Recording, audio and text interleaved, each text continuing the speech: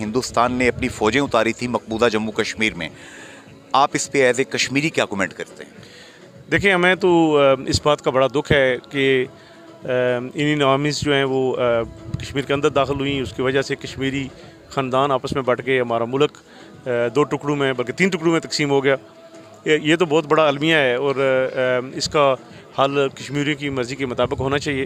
लेकिन मैं आपको एक बात बताऊं कि क्रेडिट जाता है कश्मीरी कम्यूनिटी को यूके और यूरोप के अंदर, जिन्होंने इंटरनेशनल लेवल पर इस मसला को ज़िंदा रखा हुआ है। मैं आपको बताऊं कि इस वक्त तकरीबन 100 के करीब ब्रिटिश एमपीज़ जो हैं वो कश्मीर के मसला पर कश्मीरियों के हामी हैं, और ये बहुत बड़ी बात है, ये कोई छोटी बात नहीं है। तो उनको मैं कश्मीरी के जो डायस्पोरा है बरतानिया के अंदर या यूरोप के अंदर या अमेरिका और कनाडा के अंदर, उनको इसकी मैं दाद देता हूँ, उनका शुक्रिया अदा करता हूँ कि उन्होंने अपने एमपीज़ के साथ रब्ता रखा, मसला कश्मीर को हाईलाइट किया, और उसकी वजह से मसला कश्मीर जो है वो पार्लियामेंट में कई बार जो है वो डिस्कस हो चुका है।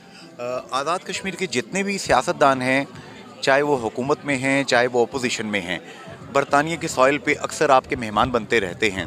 क्या आप उनको भी जगाने की कोशिश करते हैं कि सही मानों में इसे आज़ादी का बेस कैंप बनाएं आज़ाद कश्मीर को?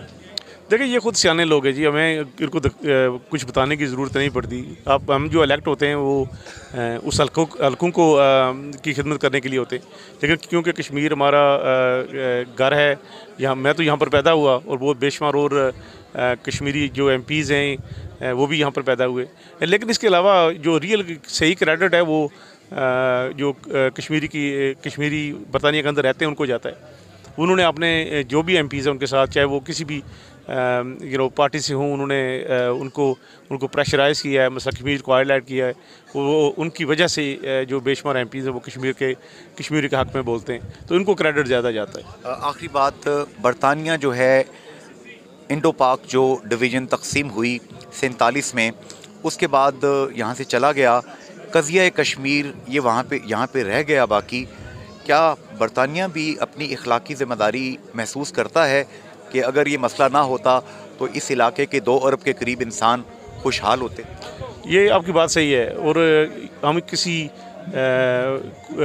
जो लगी लिपटी रखे बगैर ये कहते हैं कि ये मसला हमारा बरतानिया का पैदा किया हुआ है, कि हम जिस मुल्क को हम रिप्रेजेंट कर रहे हैं अब उसका पैदा किया हुआ है। और अगर वो उस वक्त सही फैसला करते तो ये मसला कश्मीर जो है अब तक कब तक हल हो चुका, वो होता ही नहीं।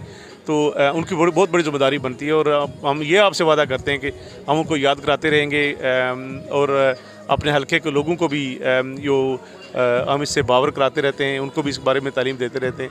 बेशुमार लोगों को कश्मीर के मसले का पता नहीं है, तो हम अपनी पूरी कोशिश करते हैं। वहाँ पर हमारे काउंसलर्स भी हैं, लेकिन फिर एक बार फिर मैं ये कहूँगा कि क्रेडिट उस कम्यूनिटी को जाता है जिसने इस मसला को ज़िंदा रखा हुआ है।